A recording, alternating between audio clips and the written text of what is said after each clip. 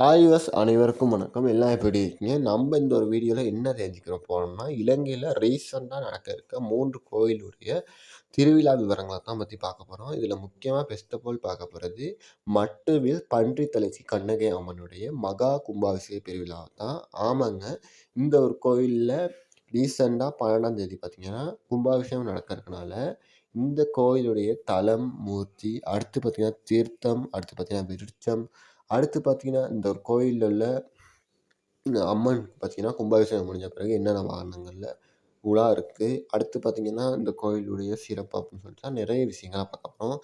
முக்கியமாக கும்பாபிஷேகத்து அன்னைக்கு எப்போ எண்ணெய் காப்பு நடக்கும், எப்போ யாக பூஜை நடக்கும் அப்படின்னு சொல்லிட்டு விளக்கமாக தெரிஞ்சுக்கிற போகிறோம். வாங்க வீடியோக்குள்ளே போகலாம். ஃபர்ஸ்ட் ஆஃப் ஆல் பார்த்தீங்கன்னா இந்த ஒரு கோவில் எங்கே இருக்குன்னு நிறைய பேருக்கு தெரியாது. அதை நான் ஃபர்ஸ்ட் சொல்லிடுறேன். இது பார்த்தீங்கன்னா இலங்கையில் வடக்கு மாநிலத்தில் யாழ்ப்பாண பகுதியில் தென்மராட்சி பகுதியில் பார்த்தீங்கன்னா மட்டுவீழ்கின்ற ஒரு இடத்துல தான் பார்த்தீங்கன்னா இந்த ஒரு கோயில் இருக்குது. இது பார்த்தீங்கன்னா முக்கியமாக பார்த்தீங்கன்னா ஈழத்தில் இருக்க சக்தி பீடங்களில் ஒன்றாகவும் காணப்படுது அம்மன்ட்டு. இன்னொன்று பார்த்தீங்கன்னா மதுரையிலேருந்து அம்மன் வந்து பார்த்தீங்கன்னா கோவத்தில் வந்து கண்ணகி அம்மன் எரிச்சிட்டு வந்த பிறகு அவங்க ஒரு கோவத்தை தணிக்கிறதுக்காக தங்கி இழப்பாறிய இடங்கள்ல இதுவும் ஒன்று கூட சொல்லப்படுது. சரியா? அடுத்து பார்த்தீங்கன்னா இந்த கோயிலில் பார்த்தீங்கன்னா தலம் பார்த்தீங்கன்னா வந்து இது ரொம்ப ஸ்பெஷல் தான். ஏன்னா பார்த்தீங்கன்னா இங்கே வந்து ஒரு புராண கதை கூட சொல்லப்படுது. ஏன்னா இந்த ஒரு கோயில் இருந்த இடத்துல தான் முந்தைய ஒரு காலத்தில் வேடன் ஒருத்தன் பன்றி ஒன்று துரத்திட்டு வந்திருக்கான். அப்போ பார்த்தீங்கன்னா அந்த பன்றி பார்த்தீங்கன்னா இந்த கோயில் இருந்த இடத்துல வந்து வந்தாக்க அபூர்வமாக மறைஞ்சி போனதாகவும், அடுத்து இந்த கோயிலே பார்த்தீங்கன்னா அது தலை மட்டும் கல்லாகவும் மாறிச்சுனாவும் ஒரு கதை சொல்லப்படுது. அதனால தான் அந்த கோயிலில் உள்ள மக்கள், கோயில் வளாக மக்கள் பார்த்தீங்கன்னா இந்த கோயிலுக்கு பார்த்தீங்கன்னா அம்மன் அபார சக்தி இருந்துச்சு, பன்றித்தலைச்சி அம்மன் கூட பேர் வச்சுருக்காங்க. அதுக்கப்புறம் பார்த்தீங்கன்னா இந்த கோயிலுடைய தீர்த்தம் பற்றி சொல்லணும்னா இது வந்து ரொம்பவே ஒரு வித்தியாசமான ஒரு தீர்த்தம்னு சொல்லலாம். ஏன்னா ஒரு கோயில் எடுத்துக்கிட்டால் பெரிய நதியிலேயோ இல்லாட்டி ஒரு ஆறுலேயே போய்ட்டு வந்து தீர்த்தம் செய்வாங்க. ஆனால் இங்கே அப்படி இல்லை. அழகான ஒரு நுணுக்கமான வேலைப்பாடு கொண்ட தாமரை குளத்தில் பார்த்தீங்கன்னா தீர்த்தம் வந்து கொண்டாடுவாங்க. ஆனால் இதில் என்ன ஸ்பெஷல்னு பார்த்தீங்கன்னா இது ஒரு சின்ன ஒரு நுணுக்கமான ஒரு வேலைப்பாடு கொண்ட ஒரு தாமரை குளமாக இருந்தாலும் கூட இந்த ஒரு தாமரை குளத்தை தான் முந்தைய காலத்தில் வந்து கங்கை, காசி போன்ற நதிகளில் உள்ள நீரை கொண்டு வந்து ஊற்றி இந்த ஒரு புனித நீரை வந்து புதுப்பிச்சு சக்தி கூட்டியிருக்காங்க. அதனாலேயே பார்த்தீங்கன்னா இந்த கோயிலில் பார்த்தீங்கன்னா தீர்த்த திருவிழா அன்னைக்கெல்லாம் நிறைய பக்தர்கள் வந்து இந்த கோயிலில் உள்ள இந்த தீர்த்தத்தில் குளித்து பாவக்கடன்களை குறைக்கக்கூடியதாக இருக்குது.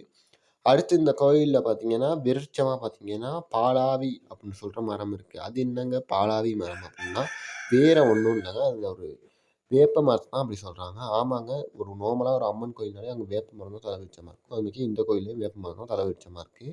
இது ஏன் நம்ம அந்த ஒரு கோயிலெலாம் வேப்ப மரம் வைக்கிறாங்கன்னா, நார்மலாக அம்மன் வந்து ஒரு சக்தி கொண்ட ஒரு ஒரு என்ன சாமி. அடுத்து அவங்களுக்கு வந்து உக்கிரம் கோவம்லாம் அதிகம் வரனால அவங்களுக்கு கோவத்தை தணிக்கிற விதமாகவும், இன்னொன்று சயின்ஸ் ரீதியாக பார்த்தா அந்த கோயிலில் கிருமியை வந்து அழிக்கிற ஒரு கிருமி நாசினாகவும், அடுத்து பார்த்திங்கன்னா மக்களுக்கு வந்து வெயில் காலத்தில் நல்லா படர்ந்து வளர்கிற மரம்னால குளிர்ச்சியை தர விதமாகவும் தான் வேப்ப மரத்தெல்லாம் வச்சு அந்த கோயில்கள்லாம் வழிபாடு செய்கிறாங்க. சரியாங்க. அடுத்து பார்த்திங்கன்னா இந்த கோயிலுடைய கும்பாபிஷேகம் பார்த்திங்கன்னா எத்தனை மணிக்கு துவங்குது, எத்தனாம் தேதி துவங்குது, யாக பூஜை எத்தனாம் தேதி துவங்குது, எண்ணெய் காப்பு எத்தனை துவங்குதுன்னு பார்ப்போம். இதில் எண்ணெய் காப்புக்கு முன்னுக்கு யாக பூஜை பார்த்திங்கன்னா நாளைக்கு பார்த்தீங்கன்னா 9ஆம் தேதி தான் உத்தியோகபூர்வமாக ஆரம்பிக்குது. அதுலேயும் முக்கியமாக பார்த்தீங்கன்னா இலங்கையில் குறிப்பாக புகழ்பெற்ற அடுத்து பார்த்தீங்கன்னா வேத நூல்களை படித்து அறிஞ்ச முற்றும் துறந்த சிவாச்சாரியர்கள் பார்த்தீங்கன்னா இந்த ஒரு காரியத்தை எடுத்து நடத்துகிறாங்க. அதில் முக்கியமாக 4ஆம் மாதம் 9ஆம் தேதி மாலை 4 மணிலேருந்து யாக பூஜைலாம் ஆரம்பிக்குது. அதாவது பார்த்தீங்கன்னா இரவு பொழுதில் அந்த ஒரு குளிர் நிறைந்த ஒரு இடத்துல தெய்வத்தோட சக்தியை பார்த்தீங்கன்னா மந்திரம் மூலமும், அடுத்து பார்த்தீங்கன்னா அக்னி ஆவாகனம் செய்கிறது மூலமாகவும், அடுத்து வேத மந்திரங்கள் ஓதுற மூலியமாகவும் கூட்டுறாங்க. அது வந்து ஒரு தனி வைபே அந்த இடத்துல கிரியேட் பண்ணும். சரியா? அடுத்து பார்த்தீங்கன்னா எண்ணெய் காப்பு வந்து ஏப்ரல் 10 11 செய்கிறாங்க. இது பார்த்தீங்கன்னா ரொம்பவே பக்தர்களுக்கு கிடைக்கிற ஒரு மிகப்பெரிய பாக்கியம்னு சொல்லலாம். அதுவும் பார்த்தீங்கன்னா ஏப்ரல் 10ஆம் தேதி 9 மணிலேருந்து ஏப்ரல் 11ஆம் தேதி மாலை 3 மணி வரைக்கும் பக்தர்களுக்கு கருவறைக்கு சென்று அம்மனுக்கு பார்த்தீங்கன்னா இயன்ற நல்லெண்ணெயை வந்து சாத்துறதுக்கோ இல்லாட்டி ஒரு தேங்காய் எண்ணெயை சாத்துறதுக்கோ வழிபடுறதுக்கோ வாய்ப்பு கிடைக்கிது. இந்த ஒரு எண்ணெய் காப்பு ஏன் செய்யணும்னு பார்த்தீங்கன்னா யாழ்ப்பாணத்துலேயும் சரி இந்த உலகிலையும் சரி செய்கிறதுக்கான காரணம் சிலையெல்லாம் பார்த்தீங்கன்னா ஒரு கோயிலில் ஸ்தாபிச்சிட்டா அது நிறைய வருஷம் பார்த்தீங்கன்னா அந்த கோயிலில் அப்படியே தான் இருக்க போகுது. அதனால அந்த கோயிலில் சிலை வந்து ஒரு பளபளப்பாகவும் தெரியாது, ஒரு மங்கி போன வைக்கிறதுனால அந்த சிலைக்கு பார்த்தீங்கன்னா ஒரு மெருகூட்டுற விதமாகவும் பளபளப்பாக வச்சிருக்க விதமாகவும் இந்த ஒரு எண்ணெய் காப்பு செய்கிறாங்க. அடுத்து பார்த்திங்கன்னா அங்கே உள்ள மக்கள் வந்து எந்த நாளைக்கும் போய்ட்டு சிலையெல்லாம் தொட்டு இருக்கு அதாவது அந்த சிலையை தொட்டு அது மூலியமாக நேரடியாக சாமியை தொட்டு அது வந்து பக்தியை பெற முடியாது. ஆனாலுமே கூட அந்த வாய்ப்பை வலிக்கிறதுக்காக பார்த்திங்கன்னா இந்த ஒரு எண்ணெய் காப்பை மக்களுக்காக திறந்து விடுறாங்க கருவறைக்கு. சரியா? அடுத்து முக்கியமாக ஒரு விஷயம் குறிப்பாக உங்களுக்கு சொல்லணும் என்னென்னா, இந்த ஒரு எண்ணெய் காப்பு 10ஆந்தேதி 11ஆந்தேதி நடக்கிறதுனால உங்களுக்கு வேண்டிய அளவு டைம் இருக்குது. அப்படின்னா ஏப்ரல் 10ஆந்தேதி காலை 9 மணிலேருந்து ஏப்ரல் 11 மாலை 3 மணி வச்சு இருக்கனால காலையிலேருந்து ஈவினிங் வரைக்கும் டைம் இருக்கனால நீங்கள் பயப்படாமல் கோவிலில் போய்ட்டு எண்ணெய் காப்பு செய்யலாம். ஆனாலுமே கூட மக்கள் பார்த்திங்கன்னா இப்படி டைம் இருக்கிறனால நிறைய பேர் வரனால நீங்கள் முன்பதிவு செஞ்சு அந்த கோயிலுக்கு போய்ட்டு இந்த ஒரு எண்ணெய் காப்பு செய்யுங்க. அப்போ தான் ரொம்பவே நல்லாயிருக்கும். அடுத்து பார்த்தீங்கன்னா மகா கும்பாபிஷேகம் வந்து ஏப்ரல் 12ஆம் தேதி ஞாயிற்றுக்கிழமை நடக்க இருக்குது. இதில் முதல் உற்சவமாக பார்த்தீங்கன்னா ஞாயிற்றுக்கிழமை காலை 8 மணி 6 நிமிஷத்துலேருந்து 10 மணி வரைக்கும் மகா கும்பாபிஷேகம் பார்த்தீங்கன்னா யாகசாலையில் உள்ள புனித கும்பங்கள் இருக்குது தனியாக அதை வந்து குருக்கள் வந்து தலையில் சுமந்து கொண்டுட்டு போயிட்டு மேல்தளமாக கோவில் வச்சுலாம் கொண்டு போயிட்டு கலசங்களுக்கு புனித நீர் ஊற்றி அடுத்து பார்த்தீங்கன்னா வேதம் வச்சு நடக்கிற நிகழ்வு தான் அந்த ஒரு டைம் நடக்கும்.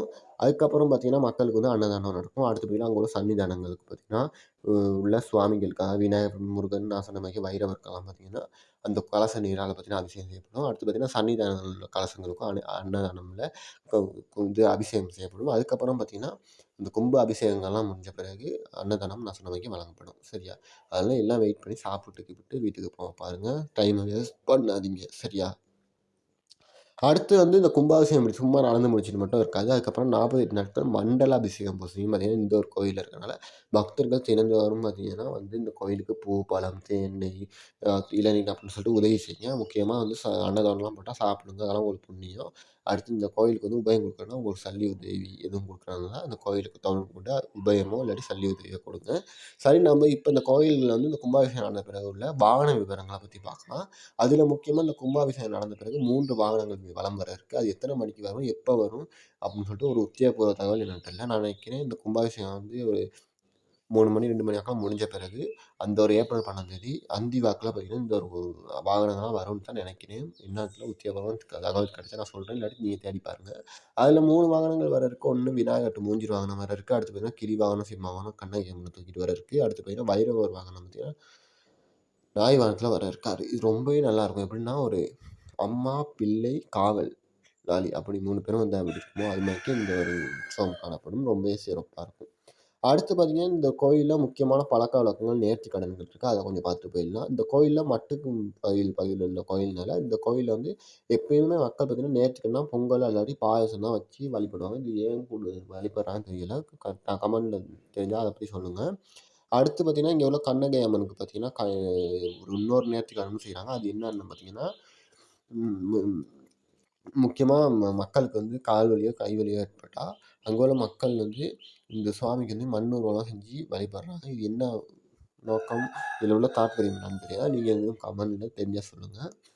அவ்வளோதான் விவாஸ் இந்த ஒரு கோயிலோட இந்த ஒரு கும்பாபிஷேக விளையாட்டு மிகப்பெரிய விளக்கம். அடுத்து நம்ம 2வது கோயிலான நம்மளுடைய வவுனியா வைரப்புளியங்குளம் ஆதிவிநாயகர் கோயிலுடைய முழு விழா விவரங்களையும் வேறு வேறாக தனித்தனியாக பிரித்து நோக்குவோம். வாங்க வீடியோக்குள்ளே போகலாம். அதுலேயும் பெஸ்ட் ஆஃப் ஆல் நம்ம பார்க்க போகிறது என்னென்னு பார்த்தீங்கன்னா இந்த கோயில் நடக்கிறதுக்கு இந்த ஒரு வைரம்புளியங்குளம் தலம், தீர்த்தம், விருட்சம் அதெல்லாம் தான் போய்ட்டு பார்க்க போகிறோம். அதில் முக்கியமாக பார்த்தீங்கன்னா இந்த கோயிலுடைய தலம் பார்த்திங்கன்னா வந்து எங்கே இருக்குன்னா இலங்கையில் வவுனியா மாவட்டத்தில் வைரம்புளியங்குளம்ங்கிற ஒரு கிராமத்தில் பார்த்திங்கன்னா ஆற்றங்கரையோரத்தில் விநாயகர் பெருமான் குந்தி நம்ம எல்லாத்துக்கும் அருள் பாலிச்சு கொண்டு இருக்கிறார். சரியா? அதில் முக்கியமாக இவரை பற்றி சொல்லணும்னா இவர் பார்த்திங்கன்னா அந்த கோயிலில் வந்து ரொம்பவே பழமையான தொன்மையான ஒரு விநாயகர் மரத்தமாக காணப்படுறாரு. அதனால இந்த கோயிலில் உள்ள விநாயகருக்கு ஆதி விநாயகர்னு கூட பேர் வந்திருக்கு. சரியா? அடுத்து பார்த்திங்கன்னா இங்கே உள்ள பரிவார தெய்வம்லாம் பார்த்திங்கன்னா விநாயகர் பெருமான் அடுத்து முருகன் இருக்கார். முருகனோட சேர்த்து அடுத்து பார்த்திங்கன்னா சிவன், பார்வதின்னு சொல்லி எல்லாம் இருக்காங்க. அதுலேயும் முக்கியமாக இந்த கோயிலில் பார்த்திங்கன்னா என்னென்னா இந்த ஒரு கோயில் இருக்கிற இடம் பார்த்திங்கன்னா ரொம்பவே வந்து நீர்நிலைக்கு அருகில் இருக்கிற இடம்னால இந்த கோயில் இருக்கிறனால இந்த ஊருக்கே செழிப்பு கிடைக்குது அப்படின்னு ஒரு கூட நம்பிக்கை இருக்குது. சரியா? இங்கே உள்ள கோயிலில் உள்ள விநாயகரை பற்றி நம்ம பார்த்துட்டோன்னா சரி, நம்ம தீர்த்தத்தை பற்றி பார்ப்போம். இந்த கோயிலுக்கு பார்த்திங்கன்னா தீர்த்தம் வந்து நான் சொன்ன மாதிரி அந்த கோயிலுக்கு பக்கத்தில் உள்ள புனித ஒரு குளம் தான் பார்த்திங்கன்னா தீர்த்தமாக காணப்படுது. இது வந்து திருவிழா காலத்தில் தீர்த்தம் மாறுறதுக்கு வந்து ஃபேமஸான இடமா சொல்லப்படுது. சரியா? அடுத்து பார்த்தீங்கன்னா, இந்த கோயில்ல பார்த்தீங்கன்னா, மிக முக்கியமான ஒரு விருட்சம் இருக்கு. அதுதான் பார்த்தீங்கன்னா, அரசு விருட்சம். அடுத்து பார்த்தீங்கன்னா, வேம்பு விருட்சம். அதாவது நார்மலா அரச மரமும், வேம்பு மரமும் இருக்கு. அடுத்து நம்ம இந்த கோயிலுடைய வரலாற பார்க்காம 10 நாள் திருவிழாவ பத்தி பார்க்கலாம். சரியா? இந்த 10 நாள் திருவிழா பார்த்தீங்கன்னா, கொடியேற்றத்தோட ஆரம்பமாகி தீர்த்த திருவிழாவோட பார்த்தீங்கன்னா, 10 நாட்கள் கொண்ட உற்சவமா தான் நடக்குது. இதில பார்த்தீங்கன்னா, நான் டைமஸ், டேட்ட சொல்லிட்டு உங்களுக்கு இந்த ஒரு விஷயத்த சொன்னா நல்லாயிருக்கும்னு நெனைக்கிறேன். வாங்க அத பத்தியே விளக்கமா தெரிஞ்சுக்கலாம். விநாயகர் கோயில்ல பார்த்தீங்கன்னா, முக்கியமா பார்த்தீங்கன்னா, முருகன மையப்படுத்தியும், அடுத்து விநாயகர மையப்படுத்தியும் தான் பார்த்தீங்கன்னா, வாகனங்கள வந்து உள்வீதியோ சரி, வெளி வீதியோ வந்து கொண்டு வருவாங்க. இது வந்து ரொம்பவே பார்க்க ஸ்பெஷலா இருக்கும். அதாவது பார்த்தீங்கன்னா, அந்த கோயில்ல பார்த்தீங்கன்னா, ஏப்ரல் 6ஆம் தேதி பார்த்தீங்கன்னா, ஏற்கனவே திங்கட்கிழமை பார்த்தீங்கன்னா, 2 நாளைக்கு முன்னுக்கு பார்த்தீங்கன்னா, கொடியேற்றம் வந்து நடைபெற்றுச்சு. அது பார்த்தீங்கன்னா, காலை 10:30 மணி வாக்குல பார்த்தீங்கன்னா, இந்த கோயில்ல வெகு விமர்சையா வந்து துவங்குச்சு. அடுத்து பார்த்தீங்கன்னா, ஏப்ரல் 13ஆம் தேதி பார்த்தீங்கன்னா, இன்னொரு வித்தியாசமான ஒரு திருவிழாவும் இருக்கு. அதான் பார்த்தீங்கன்னா, வேட்டை திருவிழா. அது பார்த்தீங்கன்னா, இரவு 7 மணிக்கு தான் துவங்குது. அதாவது அந்த ஒரு மின்னொலிக்கு மத்தியிலயும் பார்த்தீங்கன்னா, வாழை மரம்லாம் கட்டி, அத வந்து சிவாச்சாரிகள் வெட்டி ஒரு வேட்டை திருவிழா செய்வாங்க. இது என்னன்னா பார்த்தீங்கன்னா, மக்கள் தீய சக்திய அழிச்சு நல்ல எண்ணங்கள புகுத்துற தான் இந்த வேட்டை திருவிழா நடைபெறும். அந்த நேரத்தில பார்த்தீங்கன்னா, விநாயகர் பெருமான் வந்து குதிரை வாகனத்தில வந்து வலம் வருவாரு. அடுத்து ஏப்ரல் 14ஆம் தேதி சித்திரை புத்தாண்டு கூடிய அந்த ஒரு நல்ல நாள்ல பார்த்தீங்கன்னா, புது வருஷ பிறப்பன்னைக்கு மக்கள் அனைவரும் கூடி அந்த ஒரு சப்பர திருவிழாவ வெகு விமர்சையா கொண்டாடுவாங்க. இது பார்த்தீங்கன்னா, வடம் பிடிச்சு இழுக்கக்கூடிய நிலைமையில தான் இருக்கும். இது ரவைக்கு 10 மணிக்கு அந்த ஒரு மின்னொலிகளுக்கு மத்தியில அழகா விநாயகர் பெருமான பார்த்தீங்கன்னா, அலங்கரிச்சு கொண்டு வர்றதுக்காக ரவைக்கு செய்றாங்க. அடுத்து பார்த்தீங்கன்னா, ஏப்ரல் 15ஆம் தேதி முக்கியமா பக்தர்களுக்கு வந்து இதுதான் ரொம்பவே ஸ்பெஷல் டேன்னு சொல்லலாம். அதாவது பார்த்தீங்கன்னா, விநாயகர் பெருமானுக்காக இழுக்கப்படுற மிகப்பெரிய தேர பார்த்தீங்கன்னா, அந்த கோயில்ல இழுப்பாங்க. இது வந்து ஒரு மர வேலைப்பாடும், நுணுக்கமான கலைச்சிற்பங்களும் கொண்ட சித்திர தேரா பார்த்தீங்கன்னா, அந்த ஒரு வவுனியா வைரம்புலியங்குளம் கோயில சுத்தி வர இருக்கு. அடுத்து இதில பார்த்தீங்கன்னா, முக்கியமா பார்த்தீங்கன்னா, இந்த கோயில்ல வந்து தேர் வந்து காலையில தான் தொங்கும். ரவைக்கு தொங்காது. இந்த சப்பர திருவிழா, வேட்டை திருவிழா அன்னைக்கு. ஆமாங்க. காலைல 10 மணி வாக்குல தான் தேர் வந்து வடம் பிடிச்சு இழுக்க துவங்குவாங்க. அதுக்கு முன்னுக்கு பார்த்தீங்கன்னா, காலையிலே 6 மணிக்கு நம்ம விநாயகர் பெருமான பள்ளி எழுச்சி விநாயகர் பெருமான் குளிப்பாட்டி, அவருக்கு வந்து பாடல்கள் பாடி பார்த்தீங்கன்னா, அபிஷேகங்கள்லாம் செஞ்சு, வேத மந்திரங்கள் ஒலிக்க பார்த்தீங்கன்னா, அலங்காரம் செஞ்சு வழிபட்டு, அதுக்கப்புறம் விநாயகர் பெருமான பார்த்தீங்கன்னா, உற்சவமூர்த்திக்கு க்காக அவங்கள ரெடி பண்ணி உற்சவமூர்த்தியான விநாயகர் பெருமான பார்த்தீங்கன்னா, ஒரு 9:30 மணி 9 மணி 10 மணிக்குள்ள தேர்ல வந்து அவாகனம் அதாவது தேர்ல வந்து உட்கார செய்வாங்க. உட்கார செஞ்ச பிறகு அந்த ஒரு தேர்ட்டு அந்த ஒரு தேர் விட்டு சக்கரம் இருக்கு தானே, தேருன்னா அந்த 4 சக்கரம் இருக்கும். 4 சக்கரத்துக்கும் பூசணிக்காய வச்சு அது மேல தேர ஏற்றி ஒரு பலி குடுக்குற மாரி நிகழ்வு செய்வாங்க. அதுக்கு பிறகு அந்த தேர வந்து மக்கள் வந்து அவங்கட்டு புனித கைகளால பார்த்தீங்கன்னா புடிச்சு, அந்த ஒரு கோயில சுத்தி மொல்ல அதாவது சும்மா இந்த வாகனம் ஓட்டுறவங்க ஸ்பீட்ல விட்டுட்டு அ ஸ்பீடா போயிறாது. மொல்ல அரோகரா கோஷம் அளிக்க, அங்க உள்ள மக்கள்லாம் தட்சணை, பூசை புனஸ்காரம்லாம் செய்வாங்க. அதெல்லாம் செஞ்சு மொல்ல அந்த தேர பார்த்தீங்கன்னா, இந்த வீதிய சுத்தி 10 மணிலேருந்து இழுக்க துவங்குவாங்க. மக்கள்லாம் கூட இருக்கனால எப்படியும் பார்த்தீங்கன்னா, அந்த ஒரு நாள் அதாவது பார்த்தீங்கன்னா, ஏப்ரல் எத்தனாம் தேதி? ஏப்ரல் 15ஆம் தேதி புதன்கிழமை கொஞ்சம் டைம் ஆகும். அதுக்கு எப்படியும் 2 ஹவர்ஸு பிடிக்கும் அந்த தேர் இழுத்து முடிய. அது 2 ஹவர் இழுத்து முடிஞ்சோன்னா, ஒரு 12, 1 மணி வாக்குல பார்த்தீங்கன்னா, சுவாமிய பார்த்தீங்கன்னா, அந்த தேர்லேருந்து அங்க உள்ள சிவாச்சாரிகள் கீழ இறக்கி பார்த்தீங்கன்னா, பல்லக்குல கொண்டு போயிட்டு சுவாமிய வந்து கோவத்துலேருந்து குளிர்த்தும் விதமா, அதாவது பார்த்தீங்கன்னா, தேர் திருவிழா வந்து அழித்தல் நோக்கமா தான் செய்யப்படும். அதாவது பார்த்தீங்கன்னா, மக்கள் விட்ட பாவங்கள், ஆணவங்கள அழிச்சு, மக்களுக்கு நல்வழி புகுத்தும் விதமா அழித்தல் தொழில மேற்கொள்ள தான் அந்த இறைவன் வருவாரு.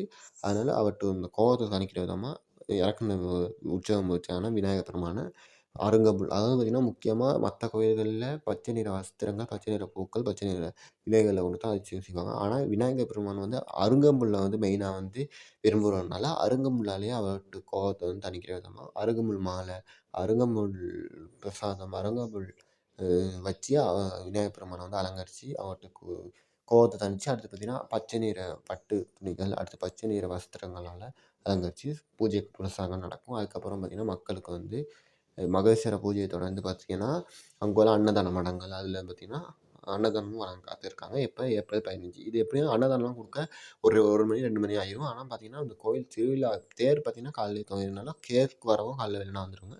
அடுத்து அன்னதானம் வந்து தன்னுடைய பசிய ஆற்ற நினைக்கிறவங்க பார்த்தீங்கன்னா, ஒரு 12 மணிக்கு அப்புறம் வந்து அன்னதானத்தில கலந்துக்குங்க. சரியா? இதுவும் ஒரு புண்ணியமான செயல். அன்னதானத்துக்கு உபயம் கொடுக்க விரும்புறவங்க இந்த கோயிலோட தொடர்பு கொண்டு அன்னதானத்துக்கு சல்லி உதவியோ, இல்லாட்டி பண உதவியோ, இல்ல பொருள் உதவியோ கொடுங்க. அடுத்து ஏப்ரல் 16ஆம் தேதி வியாழக்கிழமை பார்த்தீங்கன்னா,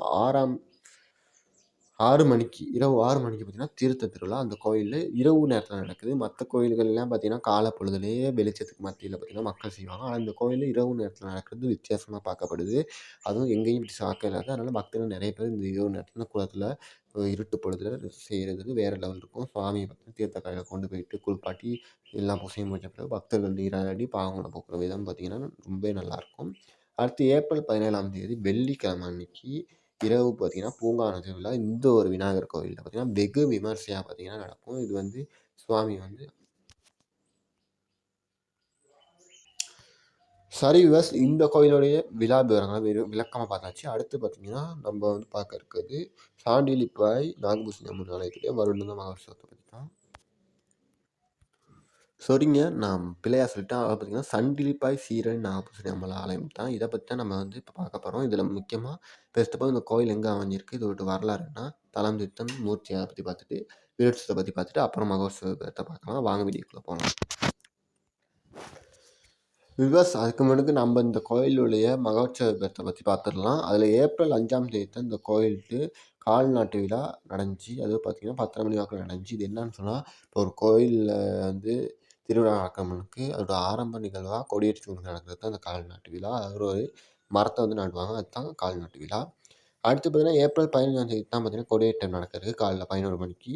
அடுத்து ஏப்ரல் 10ஆம் தேதி தெப்பத் திருவிழாவும், ஏப்ரல் 20 கைலாச வாகன திருவிழாவும், ஏப்ரல் 26 முத்துச்சப்பர திருவிழாவும், அடுத்து பார்த்தீங்கன்னா, ஏப்ரல் 30 மகா தேர் திருவிழாவும், ஏப்ரல் 30க்கு அடுத்து மே 1ஆம் தேதி பார்த்தீங்கன்னா, தீர்த்த திருவிழாவும், மே 2 பார்த்தீங்கன்னா, பூங்காவனமும், அபிஷேகமும், அடுத்து பார்த்தீங்கன்னா, மே 5ஆம் தேதி பார்த்தீங்கன்னா, வைரவ மடையும் நடக்க இருக்கு. இது பார்த்தீங்கன்னா, எத்தன நாள் திருவிழான்னா, ஏப்ரல் 5ஆம் தேதியிலேருந்து ஏப்ரல் முடிஞ்சு மே 5ஆம் தேதி இருக்கனால 5 நாள் அடுத்து பார்த்தீங்கன்னா, இங்கிட்டு 5 30 நாட்கள் கொண்ட ஒரு திருவிழா பார்த்தீங்கன்னா, இந்த ஒரு திருவிழா பார்த்தீங்கன்னா நடக்குது. அதனால இந்த கோயிலுடைய வரலாற கொஞ்சம் தெரிஞ்சுட்டு போயிடலாம். வாங்க வீடியோக்குள்ள போலாம்.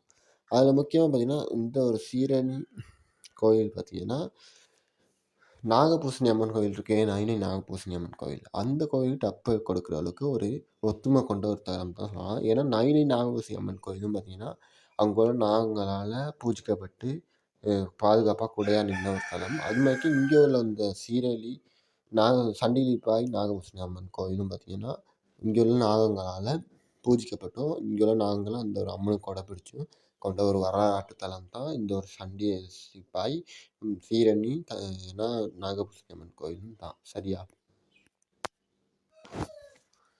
அதாவது இந்த கோயிலுள்ளே மூர்த்தி எப்படி சொல்லணும்னா, இங்கே உள்ள அன்னை பார்த்தீங்கன்னா, நாகபூசணி அம்பாளா பார்த்தீங்கன்னா, நைனை நாகபூசணி அம்பல் அன்னைக்கு இங்கே இருக்காங்க. அதனால உங்களோட கரங்கள்ல பார்த்தீங்கன்னா, பாசம், அங்குசம்லாம் ஏந்தி, நாகாபரணங்கள வந்து உங்களோட கழுத்துலயும் சரி, இடுப்புலயும் சரி அணிஞ்சு, அகலத்தையே காப்பாத்துற ஒரு அம்மனாவும், தெய்வீக ரூபியாவும் பார்த்தீங்கன்னா, இங்க வந்து இருக்கிறாங்க. இந்த அம்மன வழிபட்டா நம்மளுக்கு நைனி நாகபூசணி அம்மன வழிபட்டா என்ன பலன்கள் கிடைக்குமோ, அதுவும் கிடைக்கும். அடுத்தது நாகதோஷம் இருந்தாலும் நமக்கு நீங்குங்கிறது ஒரு நம்பிக்கை. அடுத்து இங்க உள்ள கோயிலுடைய விருட்சத்தையும், தீர்த்தத்தையும் பத்தி பார்க்கையில, இது அம்மன் கோயிலா இருந்தாலும், இங்க வந்து வித்தியாசமான விருட்சத்தையும், தீர்த்தத்தையும் காண முடியும். அதாவது இங்க வந்து நாகபூசணி தீர்த்த தடாகம் அப்படின்னு சொல்லிட்டு ஒரு தடாகம் இருக்கு. இது பார்த்தீங்கன்னா, மே 1ஆம் தேதி மட்டும் தான் தொறப்பாங்க. இது எதுக்குன்னா, தீர்த்த திருவிழாக்கு. அன்னைக்கு பார்த்தீங்கன்னா, நிறைய பக்தர்கள் இதுக்கு வந்து தீர்த்தமாடி, இந்த அடுத்து சுவாமி தீர்த்தமாடி எல்லா விஷயமும் இங்க தான் நடக்கும். அடுத்து இந்த கோயில்ல பார்த்தீங்கன்னா, வேப்ப மரமோ, இல்லாட்டி அரச மரமோ இது விருட்சமா இல்ல. இங்க வந்து இலங்கையிலேயே இருக்க முக்கியமான ஒரு மூலிகை மரமான நாகலிங்க மரம் தான் காணப்படுது. இது வந்து எப்பயும் பார்த்தீங்கன்னா, பூக்கிற பூக்களோட அழகா இருக்குது. இந்த அம்பாளுக்கு வந்து மிக உகந்ததாகவும், அழகான ஒரு தோற்றத்தையும் இந்த கோயில் கொடுக்குறதாவும் இருக்கு. சரி, நம்ம பார்த்த திருவிழா விவரங்கள்ல முக்கியமான திருவிழா விவரங்கள பத்தியும், அடுத்து பார்த்தீங்கன்னா, முக்கியமான விஷயங்களையும் பத்தி பார்த்துக்கலாம். நான் சொன்ன மாரிக்கே அ கொடியேற்றம்லாம் துவங்கின பிறகு காமதேனு வாகனம்னு ஒரு வாகனம் நடக்கும். இது பார்த்தீங்கன்னா, தேதி என்னன்னு சொல்லாட்டி, அது வித்தியாசமான ஒரு விளக்கத்த நான் சொல்லிர்றேன். என்னன்னா, காமதேனு வாகனம் சும்மாப்பட்ட வாகனம் இல்லங்க. அது வேண்டுறத வழங்குற பசு வாகனம்னு சொல்றாங்க. அதனால இந்த ஒரு கோயில்ல அந்த ஒரு பசுவ வாங்குறதுக்கு அன்னைக்கு நெறைய பேர் வருவாங்க. அடுத்து இந்த சண்டிலிப்பாய் அம்மன் ஆலயத்தில பார்த்தீங்கன்னா, அம்மன் ஆலயம்னால கிளி வாகனம் நடக்கும். அப்படின்னா மதுரை மீனாட்சி அம்மன்லாம் கிளி வாகனம் தான் கையில கொண்டு இருப்பாங்க. அதனால இந்த ஒரு கோயில்ல அம்மனும் பார்த்தீங்கன்னா, கையில வந்து கிளிய வந்து வாகனமா கையில வச்சுட்டு ஒரு வாகனத்தில வர்றது தான் கிளி வாகனமா சொல்லப்படுது. அடுத்து இங்க உள்ள அம்மன் பார்த்தீங்கன்னா, துர்க்கை குளத்தில பார்த்தீங்கன்னா, ஒரு வீரத்தோடையும், சக்தியோடையும் உள்ள ஒரு வீராங்கனையா வர்ற மாரிக்கு ஒரு வாகனம் தான் சிம்ம வாகனம். அது பார்த்தீங்கன்னா, இந்த கோயில்ல ரொம்ப ஸ்பெஷலா நடக்குறக்கு. அடுத்து இந்த கோயில்ல ஏப்ரல் 19ஆம் தேதி குளத்தில இருக்கு. அங்க உள்ள நான் சொன்ன மாரிக்கு அந்த தீர்த்தம் இது இருக்கே, அதில பார்த்தீங்கன்னா, அலங்கரிக்கப்பட்ட படகுல பார்த்தீங்கன்னா, தெப்பத்தில வந்து அம்பாள் வந்து நைனை நாகபூசணி அம்மன் எப்படி கடல்ல ஜொலிச்சு விளங்குவாங்களோ பக்தர்களுக்கு, அது மாரி இங்க விளங்குவாங்க. அடுத்து இங்க வந்து சிவபெருமானும் சும்மா இருக்காம அம்பிகையோட சேர்த்து கைலாசத்துல வழிபட்டு வந்து எல்லாத்துக்கும் அருள் பாலிக்கிருக்காங்க. அதுவுமே நடக்குருக்கு. அடுத்து பார்த்தீங்கன்னா, யானை வாகனம் பார்த்தீங்கன்னா, செல்வத்தோட அடையாளமா இங்க நடக்குருக்கு. அடுத்து முத்துச்சப்பரம். அது என்னடா முத்துச்சப்பர வாகனம் அப்படின்னு நீங்க நினைச்சிருக்கலாம். என்ன தம்பி நீ சொல்றபடி இது சப்பர வாகனம்லாம் பார்த்தா, இது என்ன முத்துச்சப்பரம் எனக்கு ஒண்ணுமே புரிய மாட்டேங்குது. அதுக்கும் விளக்கத்த சொல்றேன். ஆமாங்க. முத்துச்சப்பர வாகனம்னா வேற ஒண்ணும் இல்ல. ஏப்ரல் 26ஆம் தேதி தான் இது வர இருக்கு. இதுக்கு வந்து பல லட்சம் முத்துக்கள்ல வந்து அந்த வாகனத்துல வந்து பதிச்சிருப்பாங்க. அந்த ஒரு வாகனத்துல பாய்ச்சனால அந்த வாகனம் வந்து முத்துச்சப்பர வாகனம் சொல்லப்படுது. இந்த முத்துச்சப்பர வாகனம் பார்த்தீங்கன்னா, அலங்கரிக்கப்பட்ட மின்னொளில இரவு பொழுதுல பார்த்தீங்கன்னா வரும். அதுவும் இந்த பல்ப் இருந்துச்சுன்னா, அந்த முத்துல மட்டும் தெளிக்கிறதெல்லாம் வேற லெவலுக்கு இருக்கும். அத நீங்க பார்க்கணும்னா ஏப்ரல் 25ஆம் தேதி இந்த கோயிலுக்கு போய் தான் ஆகணும். சரி இவ்வளோ நேரம் உங்களுக்கு போர் அடிச்சா கமெண்ட்ல கஷ்டமா இருக்கு, போர் அடிக்குது, இந்த கஷ்டம் அப்படிலாம் போடுங்க. அப்பதான் எனக்கு தெரியும் இந்த வீடியோ எவ்வளோ பயனளிச்சிருக்குன்னு. அடுத்து பார்த்தீங்கன்னா, பெரிய தேர் இந்த ஒரு கோயில்ல பார்த்தீங்கன்னா, அம்மன் இழுக்கிறதுக்காக ஏப்ரல் 30ஆம் தேதி காத்துக்கிட்டு இருக்கு. அதுக்கும் நீங்க வரக்கூடியதா இருக்கலாம். அது காலைல 10 மணிக்கு துவங்கி அப்புறம் அன்னதானம்லாம் அந்தி குடுத்து அப்படி பச்சை சாத்து நிகழ்வுலாம் நடைபெறும். இது விளக்கமா சொல்ல தேவையில்லன்னு நினைக்கிறேன். உங்களுக்கு புரிஞ்சிருக்கும். அடுத்து ஏப்ரல் 1ஆம் தேதி புனித நீராடி பக்தர்களுக்கு அருள் பாலிக்கிறதுக்காக அம்மன் பார்த்தீங்கன்னா, குளத்தில வந்து நீராடுவாங்க. அதுக்கப்புறம் பக்தர்கள் வந்து நீராடுவாங்க. சரியா? இதில நீங்க வந்து எந்தெந்த வாகனம் பத்தி உங்களுக்கு புடிச்சிருக்குன்னு கமெண்ட்ல சொல்லுங்க. உங்களுக்கு தெரிஞ்சிருந்தா ஏன் மூங்கில் வாகனத்தில அ விநாயகர் போறாரு? ஏன் வந்து அம்மன் தெப்பத்தில வந்து மிதக்குறாங்க? அடுத்து பார்த்தீங்கன்னா, ஏன் தேர் கொண்டாடப்படுதுன்னு தெரிஞ்சா சொல்லுங்க. அடுத்து பார்த்தீங்கன்னா, இவ்வளோ தான் விஷயம். வேற என்ன இந்த வீடியோல உங்களுக்கு புரியாத விஷயங்கள் இருந்தா கமெண்ட்ல சொல்லுங்க. கடைசியா ஒண்ணு சொல்லிக்கிறேன். என்னன்னா பார்த்தீங்கன்னா, இந்த வீடியோலாம் வந்து நான் வந்து மேக் பண்ணதுக்கு நோக்கம் வந்து இந்த வீடியோல வந்து நெறைய விஷயங்கள் உங்களுக்கு புடிச்சிருக்கும். தெரியணுன்றதுக்காக தான்.